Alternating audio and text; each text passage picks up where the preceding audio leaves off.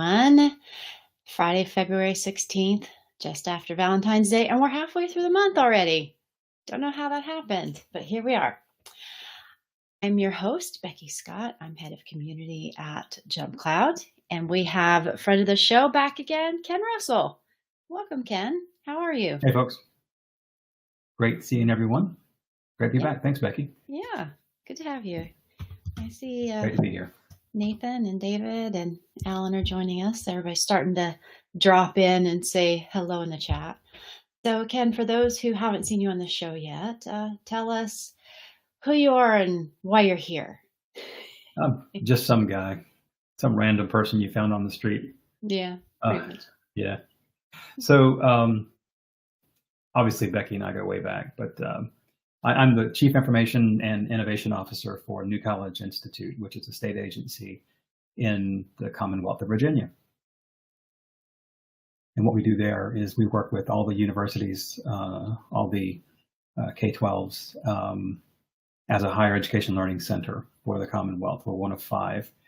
And my particular role on any given day is I'm either the CIO normally, which is the Chief Information Officer, where I talk about things like this, technology issues and things like that, or I'm the Chief Innovation Officer, where I'm helping develop new methods for leading the next generation of educational tools and technologies and possibilities. So we can talk about any and all that kind of stuff if you'd like, but that's what I do.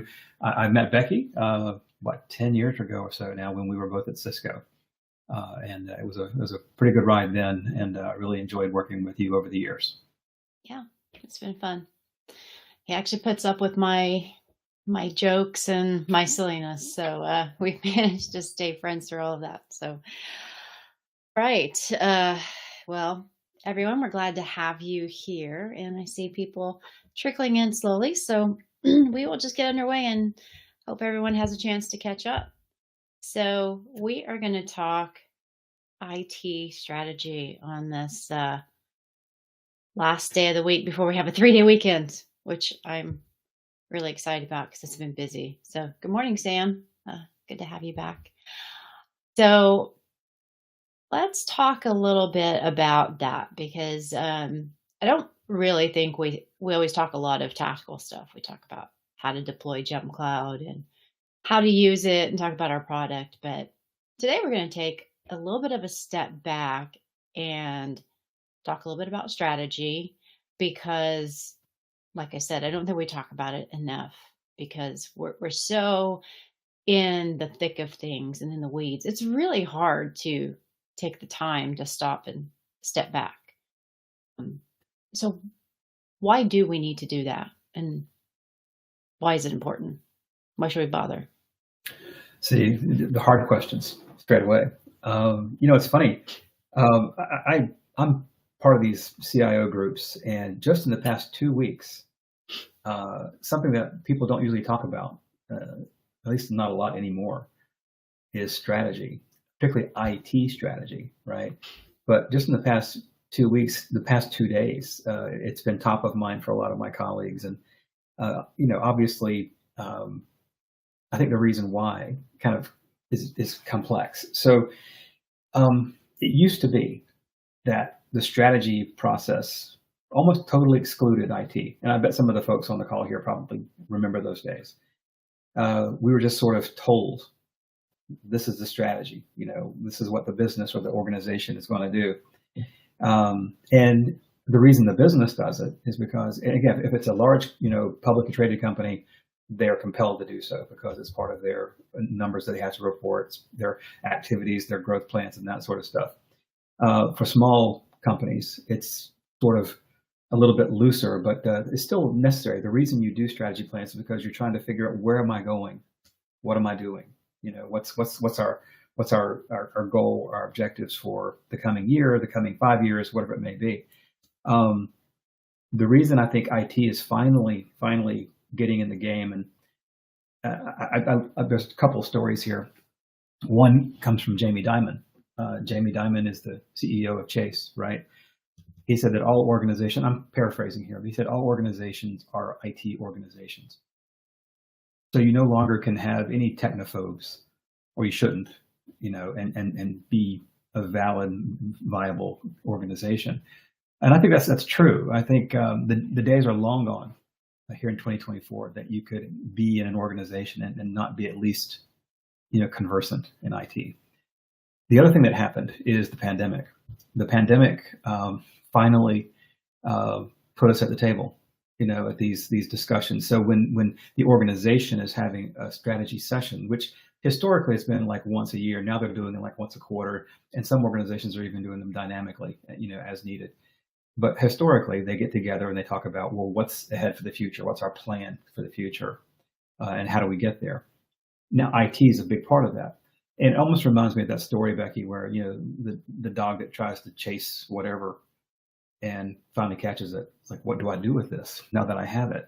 And because one of the biggest problems that we had from IT perspective before the pandemic was adoption of technologies. Because if you think about it, we were ready. In 2020, we were ready with remote technologies and capabilities. It was hard to get the business to accept the fact that we were ready. And then suddenly, everybody's working hybrid. And it's like expected in Zoom calls and things like this, Crowdcast. It's like a normal part of our lives. So, yay IT, we're finally at the table, but are we ready to have that next conversation? Are we ready to contribute to the strategy plan? Are we ready to talk about how do we actually create a strategy and our own plan as well? Do we have an IT plan and an organization plan? How does that work? And I can answer those, but I want to at least kind of stop here for a moment and let that sink in. Mm-hmm. Yeah, I think part of the thing is, all these conversations are happening at the executive level. And when we're down here at the tactical level, actually doing all the day-to-day work, they tend to forget to ask us what we're doing, and they just go on and do their plan. Now, this doesn't happen all the time. Like we do sometimes have executives that come and really talk to us about what we need and what we're doing and ask us to contribute to the plan. But I've seen it in really big orgs where they just kind of go off and do their plans and don't talk to people. But we're dealing with smaller businesses that maybe don't have a ton of people. So it's on these people right here in the audience to do kind of all of it, like do the tactical stuff and do the strategy. So sometimes it's actually harder to pull away and step back when you're right in the middle of things, to actually be able to step back and level up and go, okay, I need to look at this at the 40,000 foot level. But when you're in the thick of it, it's kind of hard to do that because you're busy looking at, I need to deploy, devices when someone starts new, and I need to think about onboarding. I need to think about offboarding. I need to think about BYOD and, all these things, like what software do we have that we need to deploy? So stepping back and thinking about that strategy, like what do I need to do for the next 3 to 5 years? Like, what's my strategy there? Like, what security do we need to look at and things like that? I think it's harder to, look at it from that perspective. So I think thinking at it from that angle and like how do you recommend that people take a step back, and then once they do, how do they then get that strategy going? And then yeah, what Kelly's saying, but then how do you then approach that strategy, and then how do you communicate that in such a way that it works for the C-suite? And then Kelly's comment, yes, the old, when I am not in the middle of a crisis, I can plan how to avoid the next crisis. P.S. You're always in the middle of a crisis. And then Sam says, building the company strategy around IT and other departments' capabilities helps to build a better and stronger company. Absolutely. I think I'll launch from that one. And, and Kelly's right too. If you're always in the weeds and you don't have the opportunity to look above and look out, then you're stuck in the weeds.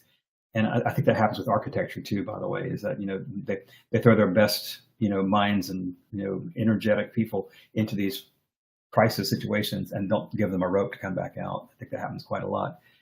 But on the second one, this idea of building the company strategy on IT, I think that's true. I think that's how you do it. In fact, the best way, and we did this at Duke Energy too, all those years ago. Um, you have to show the value of IT in some way, and the best way to do that is to start your IT strategy plan. And that's what I did. I put IT strategy plan in front of strategy plan. So the answer is yes. You have to have your own IT plan, IT strategy plan, and then so does legal, and so does HR, and it all has to roll up to the organization's strategy plan. So, yeah, as an example, you said 2 to 5 years. That's actually pretty normal to have some sort of horizon to be kind of looking out there. Anything less really is more of a tactical plan where you're saying, I'm going to do this to accomplish my strategy. And a good example of a strategy would be cost containment. That's classic. I'm doing cost containment, or I'm doing revenue growth, or both, honestly. But usually, when an organization's in cost containment mode, you don't spend a lot. So most of your efforts, your tactical efforts, are around saving money or cutting costs, and that seems to be a very popular strategy. But particularly in acquisition mode, like it was when I was at the bank, you have a bucket of money for acquiring stuff, so you end up buying a lot of stuff. So you're in uh, purchasing, and you're in knitting together different systems mode and that kind of stuff. So your modalities may be different based upon the organization's current direction. Now here's the issue. If I kind of build my IT strategy, let's say in February of 2024, to be what the organization is saying, cost containment. Okay, then I'm focused on things like how can I cut costs, how can I renegotiate contracts, service level agreements, all those kind of things, and I do all that, but I forget to listen to what happens at the higher level. Let's say that in April or May, something really bizarre happens, and the company gets sold, or some sort of tragedy, or some sort of scandal, or whatever it may be, but it changes things. It happened to us with Enron. We had a strategy plan that was well thought out, and we were acting against it. But then Enron came in and changed everything suddenly. It's almost like Newton's law, of motion, where we're kind of following the plan until some outside force comes and changes everything. But successful companies pay attention to those things. Sometimes IT and legal and HR and all the other divisions are guilty of kind of forgetting to listen to what the organization is doing, and they don't change as quickly. So you don't want to be that organization that has to change their strategy suddenly, and then IT doesn't pay attention, and you're still doing cost containment when maybe the real thing you should be doing is doing acquisitions and renegotiating other kind of agreements and things. So you really have to pay attention these days, not just every year, but every day, to see what your organization is requiring of IT, and then make your plans to kind of accommodate that as best you can. What you can't do is you can't have what we used to have a big book that you do every September or October, and it'd be the strategy plan. And then you'd work for days at a time, to get it created. And then you'd quickly put it on the shelf, and then you bring it down the next September or October. You can't do that anymore. Yeah, it has to be a living, working document, not just something that you say, "Oh, we did it," so that you can get past your audit and then it's done. Brandon had a really good question, and I'll throw it back up again. How does Ken feel about staffing trends in IT? Well, Companies go yeah. ahead. Oh, I was just going to finish reading. Do companies tend to under or overstaff? I think the trend that I'm seeing that I don't like is that, yeah, I think the trend that I see is that they tend to be using contractors more than FTEs. And I think that's understandable because it makes them more flexible, but it also takes away the your intellectual capital. It walks out the door every day, and it's hard to maintain that when you don't have a.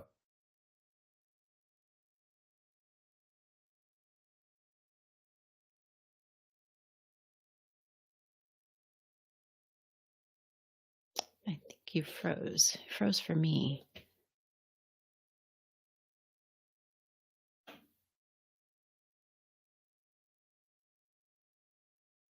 Uh-oh. I think Ken lost his connection. I'm still here, so I hope it's okay. So it's not just me. All right. Well, I'll let him get reconnected. Yeah.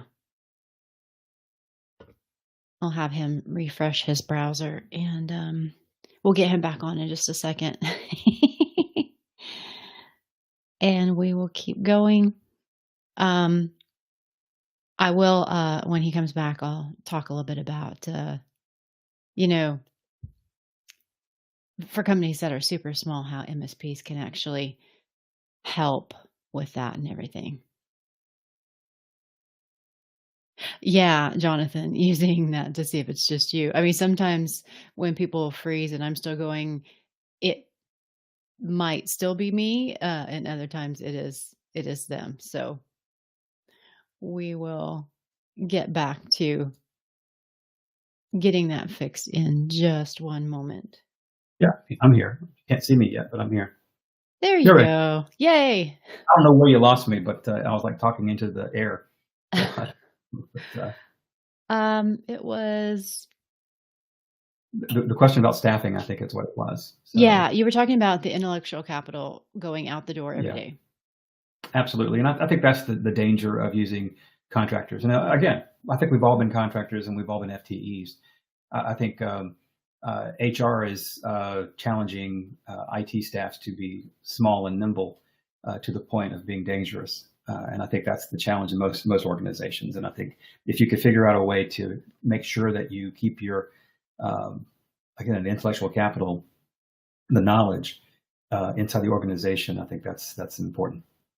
Yeah, we do have a lot of MSP partners, and sometimes when the companies are really small, I mean that comes in handy when you don't have the knowledge internally, and finding a trusted partner who can scale for you until you're big enough to be able to hire internally um, can be really Well, helpful too. I'm glad you said that because one of our strategies at NCI is to develop trusted partnerships. That's a strategy, but that's the word we use. We don't say trusted vendors. Okay, so and you've known me long enough. These folks probably haven't heard me say this, so I'm going to say it again. There's a difference between vendors and partners. Sometimes you need a vendor. Sometimes you need, the example I give is the first part of that word is vend. Sometimes you need a vending machine. You need to buy, X number of, devices. You need X number of pieces. You need X number of copies of whatever, and that's okay. And you get the cheapest price because it's all the same. But when you need someone to kind of go through the muck with you and configure a data center or something like that, you don't want a vendor. You want a partner. So try to take the time to realize the difference because a partner will answer the call at 2 o'clock in the morning on a Saturday morning kind of thing and help you through whatever issue you may have. A vendor, maybe not, So take the time to develop those trusted partnerships. And we use that as a strategy. That is a strategy on our strategy plan. So Brandon wants to know how you choose when to use an MSP or build that knowledge in house. When to choose? Well, the easy answer for that one, Brandon, sorry, is I have a certain staff, a standard staffing level. So if a project comes across, our desks to initiate, the first thing is, do we have the staff to do it? And usually the answer is no. And working for, a state agency, usually that answer is heck no, or worse. It's hard to get FTE staff in our organization. So we almost always have to go to an MSP. The other reason is expertise. It's hard to maintain expertise at particular levels for projects that start and then go away and finish, right? So a good example is, we did a large implementation of our Meraki cameras, and not hard to do really, but my IT team, they didn't really have a lot of experience with SD-WAN, things like that. So I needed to have an expert to come in and help not only implement, but also help us integrate. Because if I'd have left it to my folks, they would just installed it and it would have been there. But that all shows you the value of those three things, right? Most folks will install and just kind of leave it there, but you have to have someone to implement and you also have to integrate it. So those are the three I's. So I think that's how you decide. It depends on the project and it depends on your existing staffing level. Yeah, absolutely. Kelly's like, they do that to all staff, not just challenging IT to be small and flexible. Yeah, Yes, especially in the yeah, environment they right now. do, they do, and it's gotten worse. It just really has. 100%. And Jonathan has a, a good example. CEO, I just picked up 4 of these laptops from Costco and they were cheap, only 250. Set these up for the 4 folks starting next week, okay?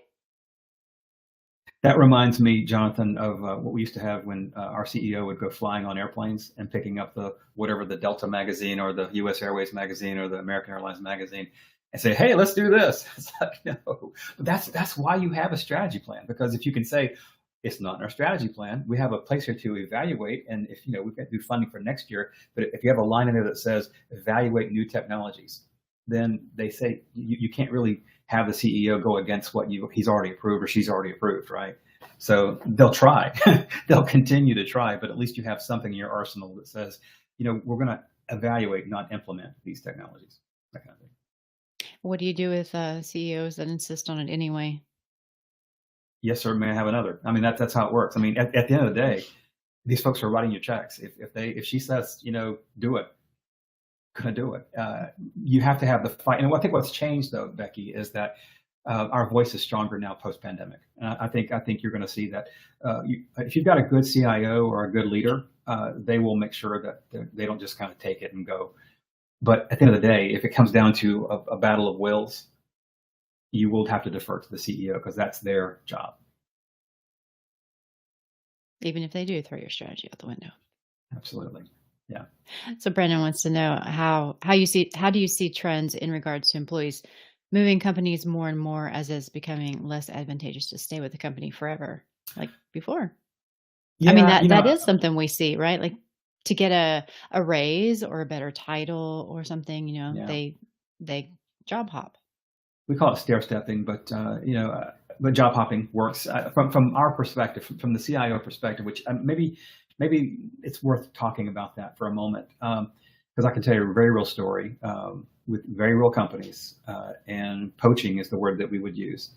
Um, let's say that there's a large retail company in one city, and there's another large retail company in the same city, and there's a large, huge bank in the same city. I'll just leave it at that. All right. So one retail company was really good at bringing in young talent because they were cheap.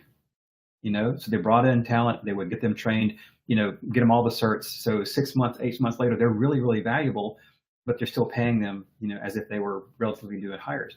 Well, the other retail company would come poach them because they were already trained.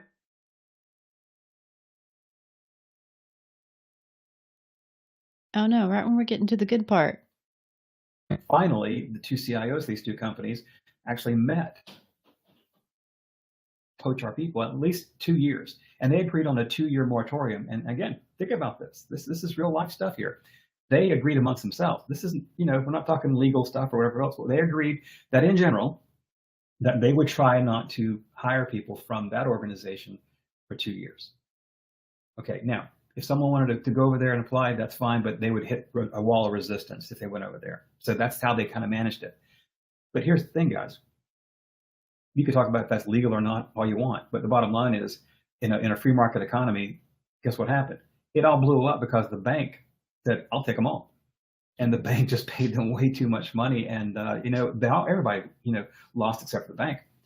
So from that perspective, what the executives see, they see people leaving for that extra dollar, for that extra whatever, but they've also seen people coming back, and I think that's the thing that you don't hear a lot of, is that 6 months later at the bank, they say, "Oh my gosh, I had it really good at that small retail company that, was, maybe not paying me, but they were giving me all my certs. They're giving me a lot of training and nurturing me."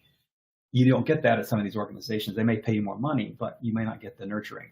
So make sure you take all that into account before you do those kind of job hopping things, because every organization is different and you may be jumping to a great place, but it does happen quite a lot. So you talk about employees moving more and more, especially right after the pandemic. I mean, we had like a really great time for people to increase their pay just by moving from one company to another. That's kind of settled down now, but be aware that there's a lot of factors going into all these things, and there'll always be somebody out there willing to pay you more money.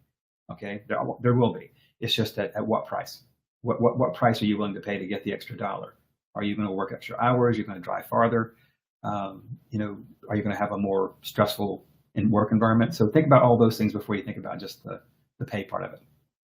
What I'm seeing in the last 4 to 6 months especially is, it's actually getting harder to do that because of all the tech layoffs. Now, interestingly, I saw a statistic that's saying there were fewer tech layoffs, even though it seems like a lot right now, but it's still I'm seeing a ton of people out in the market right now. So it's getting harder to do that job hopping because so many people are dumped out from really big companies. And so they're looking. And on top of that, the job openings I'm seeing, and I'm seeing a lot of people talk about this online. Um, the pay is starting to shrink a little bit on those same jobs that a year ago, year and a half ago, 2 years ago, during the pandemic, were paying really well. So we're actually seeing a different trend. Now, I would have to do some actual research because I'm just seeing, anecdotal conversations about these things. But in all the conversations I'm seeing, this is a completely different trend. Like it's getting harder to job hop. Now, I think the poaching could still happen, but I mean, employers, when there are jobs open, they're seeing hundreds and hundreds of people applying because that's how many people are really wanting these jobs that are open. Um, and literally, I'm seeing IT jobs that would have been at least over 100, and I'm seeing them for 75, 80 at pretty decent companies. So it's it's a really weird time right now, and I don't know if it's going to flip back to being more of an employee market or not. I mean, it's just weird. I don't know what y'all have seen.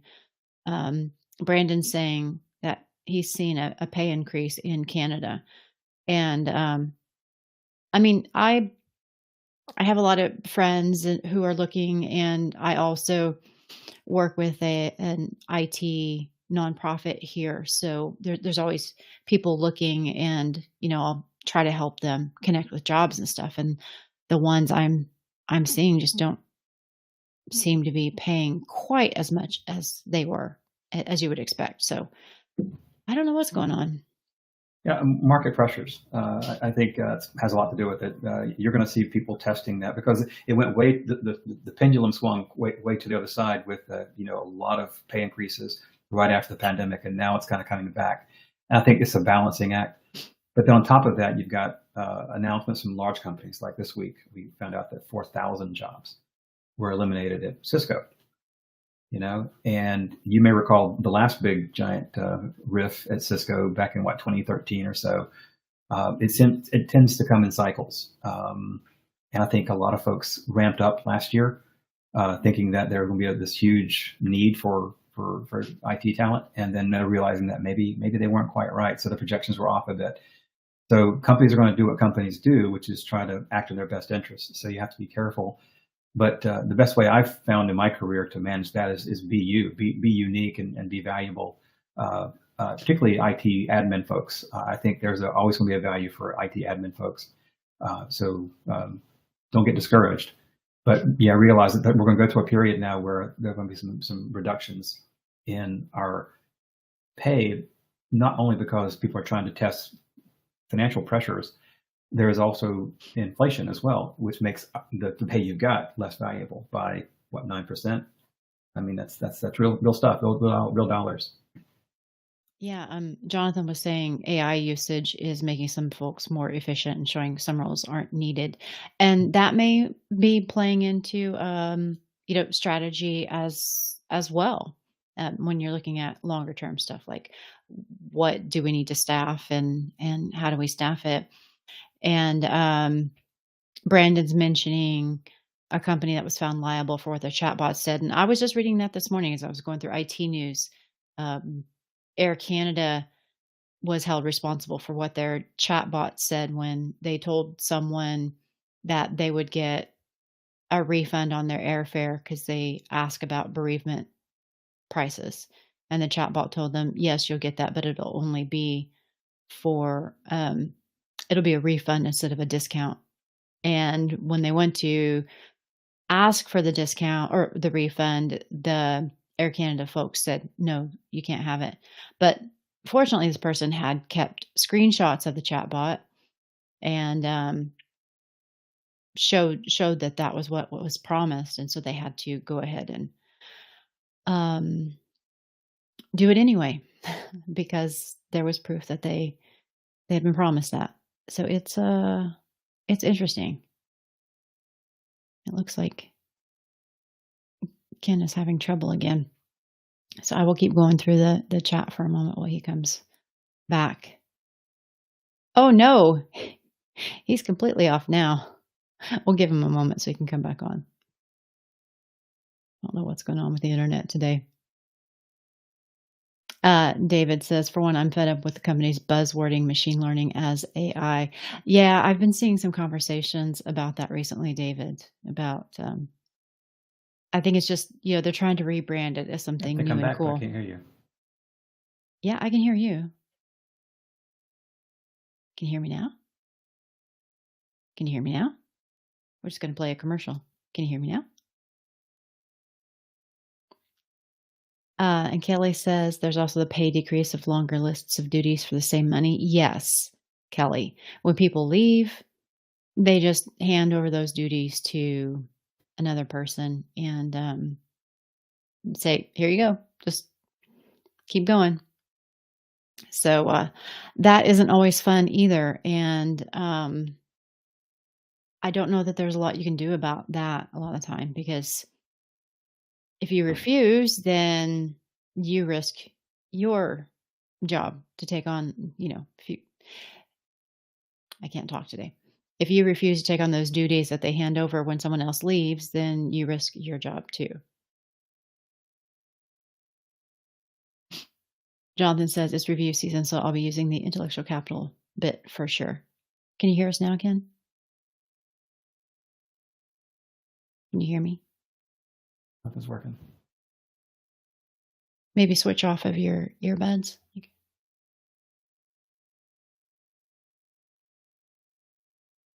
And switch your sound.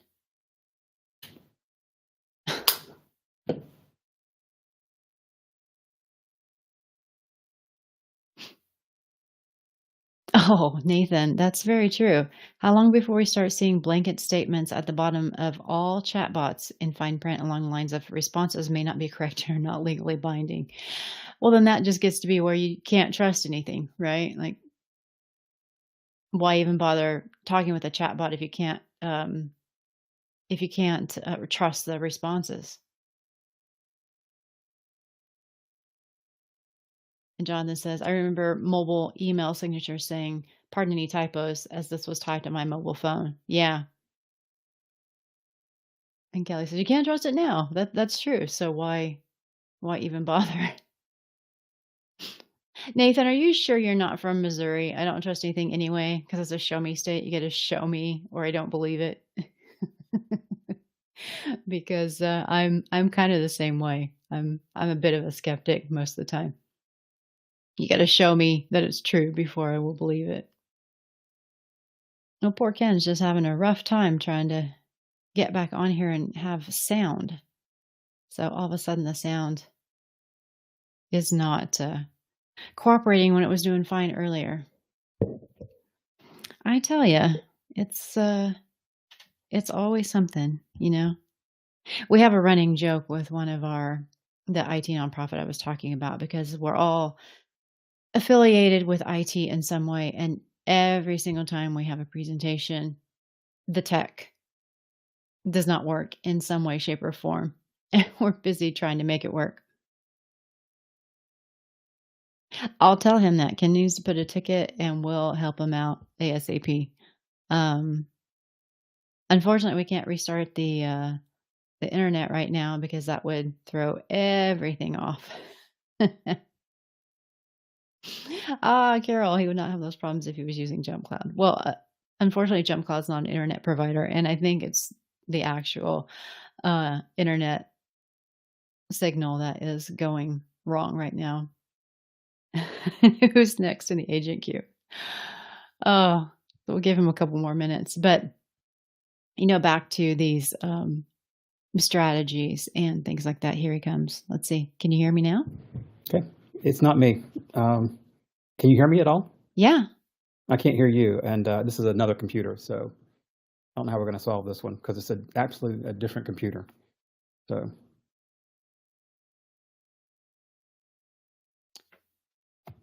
Yeah. Use both computers. I love it. Yeah, thanks. Yeah, I just can't hear you guys, and that's weird. This one's not really connected to my AirPods, but I will try to see if I can connect them. Maybe that'll work. But I don't think so. Something's going on with your provider, I think. Yeah, if we reboot, then we lose everything. So you're going to have to connect to your hotspot. Let me just check my settings here. I forgot you couldn't hear me say that. Speakers, default. Nothing there. Here I am talking to him and he's not hearing me, so it's not doing. Nothing one for there. Sound, one for the mic. There you go. Yeah. Oh, that's a good point, Brandon. I'm gonna try my my iPhone. I'll call back in. That'd be the third device. We'll see. Oh boy. Well, we just go with the flow here. We just keep going. And I will look at the show notes we had because we had some comments about we were going to talk about IT strategy linking to the business strategy, which I think we covered a little bit, but there were 4 phases we were going to talk about for doing this, and I'm hoping Ken's able to come back on so we have time to talk about the 4 phases of a strategy. So he's got some tips there. Yeah, Brandon, I'm not sure if he was fine earlier and he was using the same browser and it was working no problem. So I don't know what happened with the disconnect. I think something borked it up, I will say. But we'll get there. We will get there. I will read off at least one IT news and then we'll come back to this.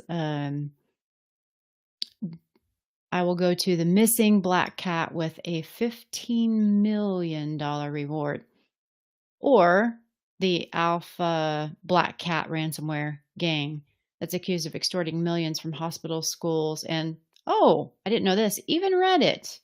The State Department is offering a $10 million reward to anyone with information on the key leaders of a multinational group that would lead to their location or arrest. The agency is offering another $5 million for intel on any individual conspiring to participate in or attempting to participate in the notorious ransomware gang's activities. And the U.S. Department of State actually put in a notice about that, and that'll be in the show notes on the community. So that's a pretty big reward there. So if any of you are harboring any of those folks, now's the time to cough it up. Kelly, you can hear us both, so maybe I need to join from my phone and listen with one headphone, or maybe I just need to have him come sit beside me and we'll just be on one screen.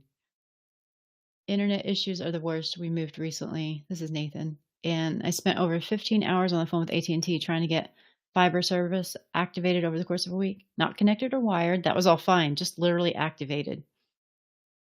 Oh. That's terrible. Just trying to get them to flip the switch. And it's not that hard to flip the switch.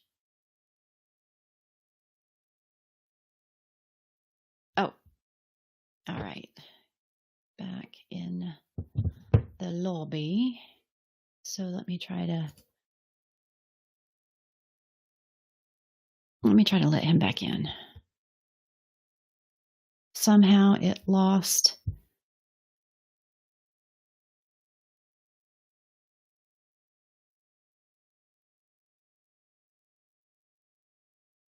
Give me just a second, y'all. Sorry.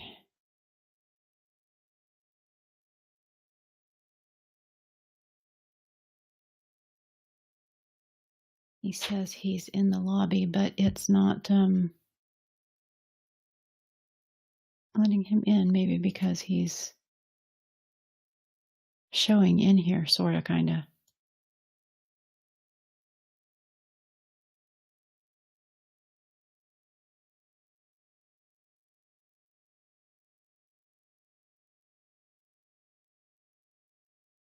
All right. So I don't know what is going on. He says he's in the lobby, but it is not.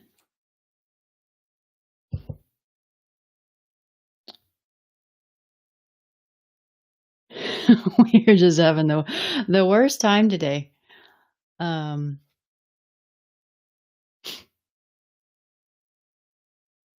So Brandon says it could have been a provisioning issue.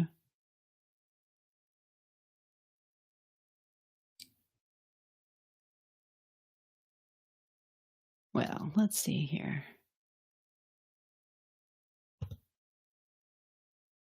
We are going to, oh, there is another. No? I'm showing him twice. Whoa, we're just having a lot of dead air today. So this is going to be fun. So sorry. All right. Trying. It's just spinning. I thought I heard a noise. I can't hear you. Still can't hear me. I think it's Crowdcast or whatever this is we're using, but I cannot hear you. I can try to read some of the things here if that helps you, and we'll go that route. Let me just change my camera here. Camera's working fine. I can actually see that my mic is working, but I can't hear you sit there.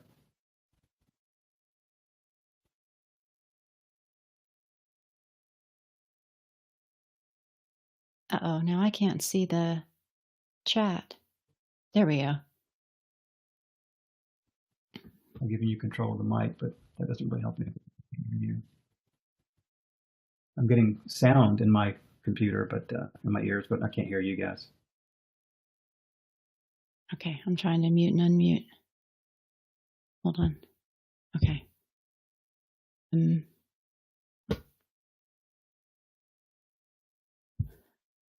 So, let's see.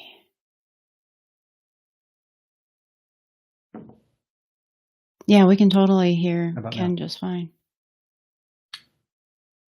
Yeah, we definitely hear Ken. Nathan says, I'll try and transcribe. You can totally trust me to be accurate. Uh-oh. Nathan's going to act like the AI and do everything for him. So I think we should go over the 4 things. I'll type that in chat. 4 phases.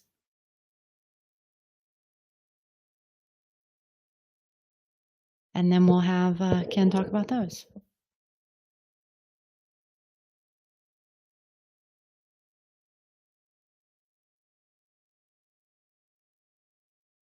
You lost audio on other things. Huh. Never lost audio on other things. Huh. So it's just Crowdcast.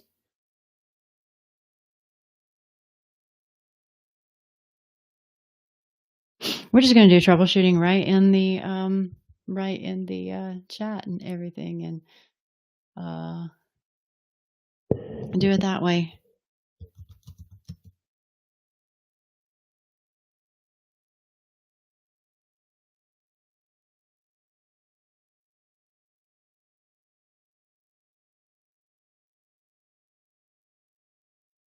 We're going to see if we can wing it.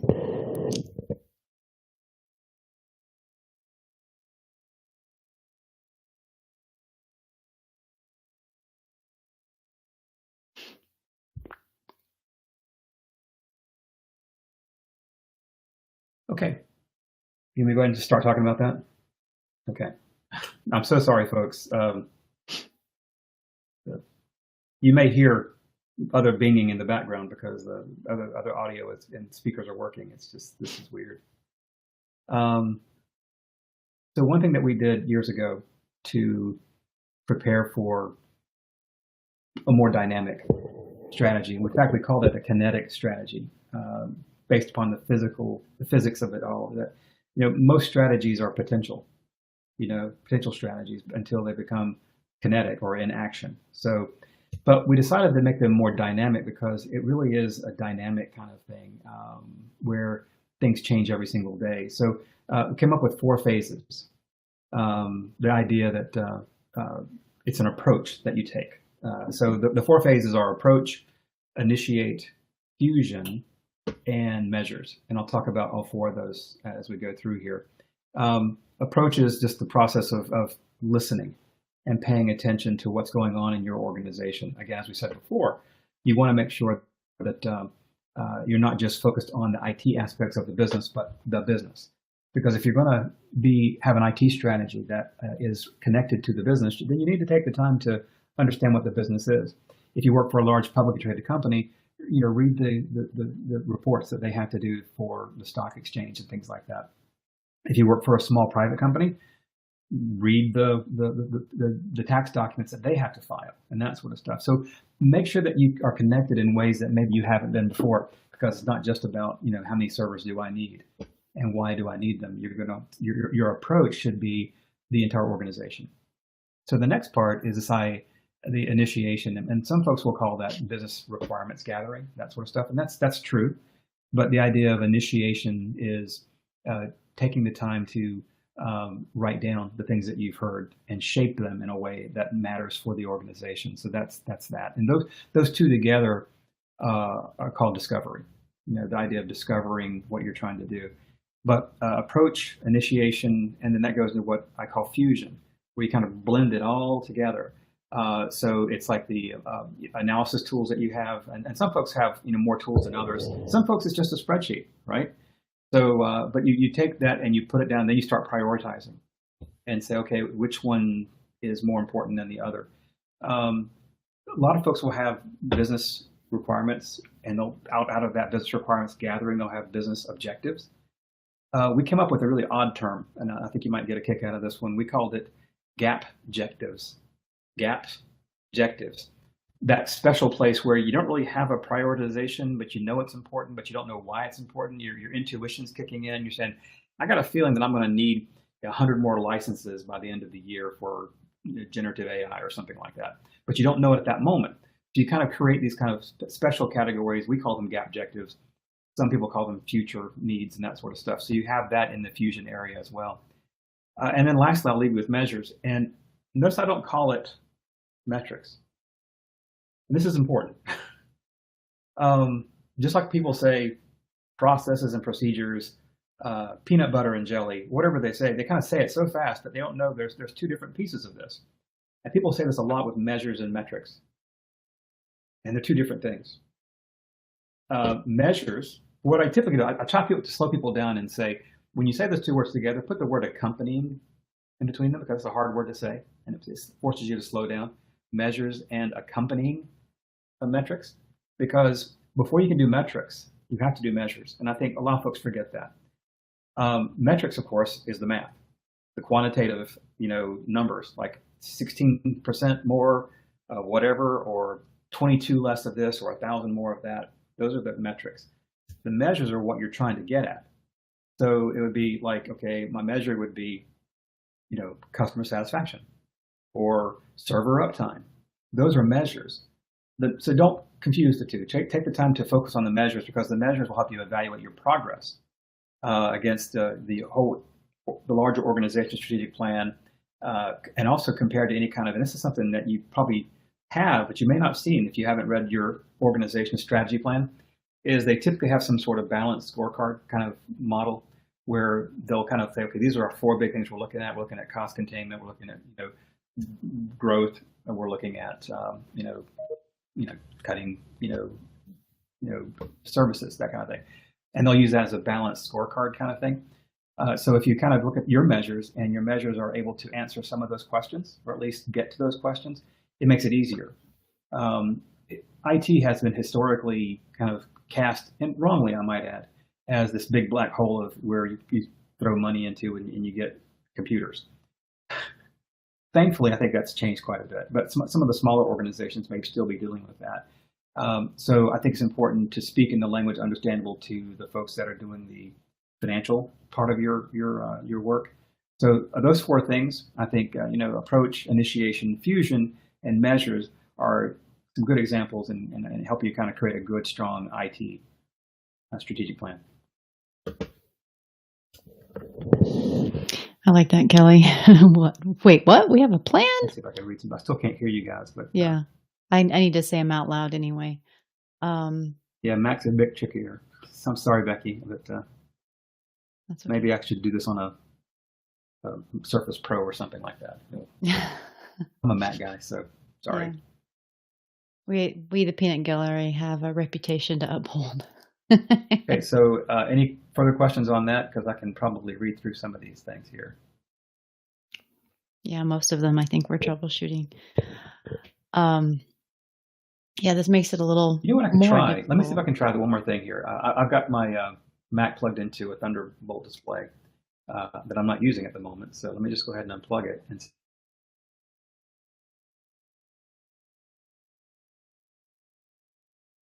I can't.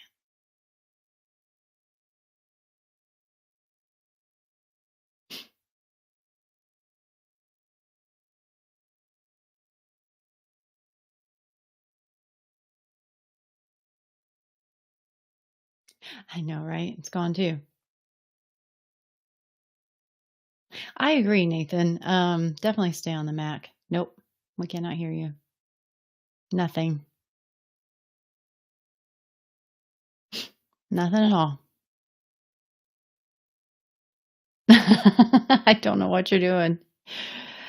Yeah, Kelly, failing in a new way. So that's progress. Not the kind of progress we wanted, but definitely progress. So shake it harder. Yeah. I don't know what it is. I mean, now I actually have a microphone that's plugged in, and you can see I've got earbuds connected to it so that I can hear straight through the microphone so I don't get feedback. As I told you once before, I got told by my dad that my sound wasn't as good as the other people on the show. Okay, we can hear you. Okay, Yes. I'm back, but can you hear me? Yeah. I can't hear you. Oh, It's the stupidest thing. oh We can my do sign goodness. language, Yeah. But Yeah. yeah, I should shake it harder. You're right. That's the thing. I always say that, shake it harder, right? Yeah, but that's one of the things that I always say. That's just weird. I don't Yeah. have a PC, or I would hook in with PC, and the iPhone was not working, so I'm sort of here. But thank you for hearing me. I appreciate that. Let me go ahead and get my notes back up here so we can talk a little bit. But Becky, I'm happy to take any kind of questions via the text thing, the chat.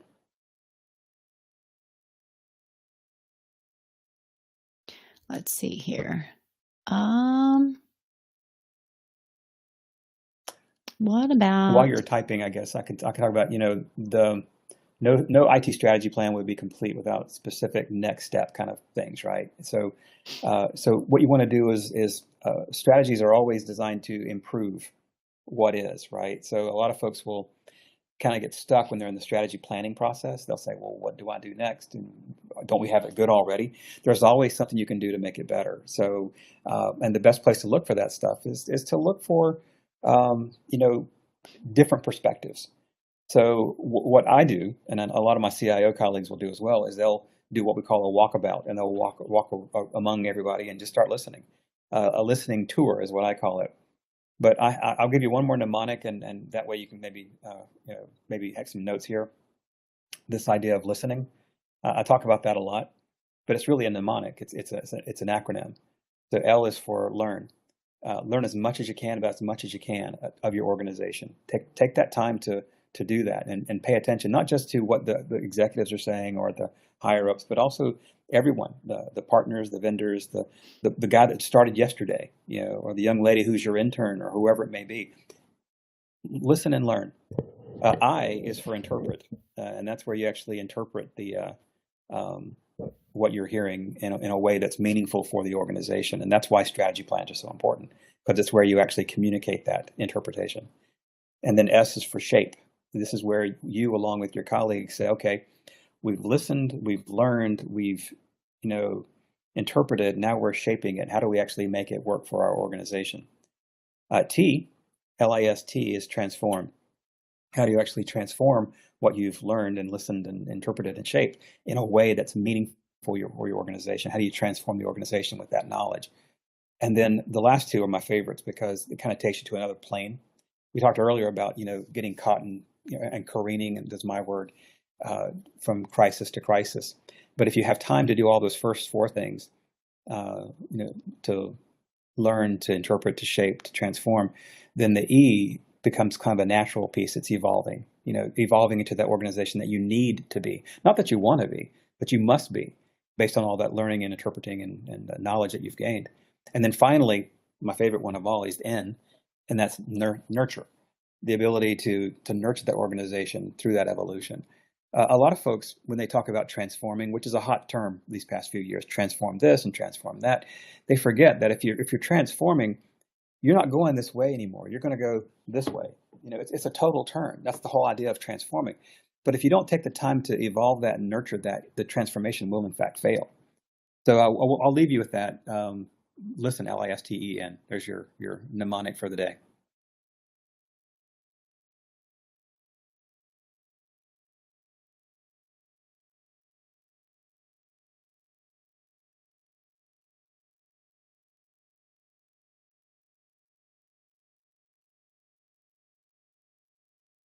You want me to pick a number from 1 to 32? Okay. 27. We're gonna. Sorry, Kelly, I forgot to Oh no, they can't hear you, unmute. Becky. Oh my I forgot to goodness. unmute. See, it's falling apart. No, I just forgot to unmute. But we keep moving on. We're gonna do the giveaway, and so Kelly, that's great. wait, what was the number, Ken? What was the number?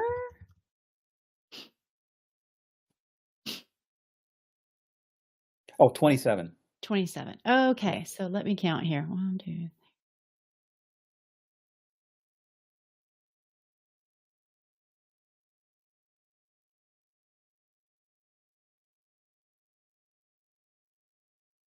Alejandro, you're number 27. Yeah. All right, so I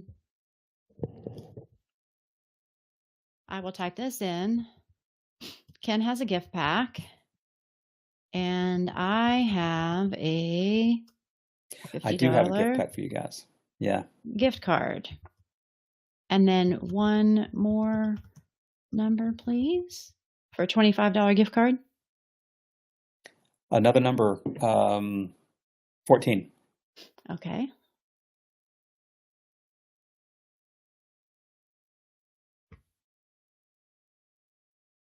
Stuart, are you here? Still here?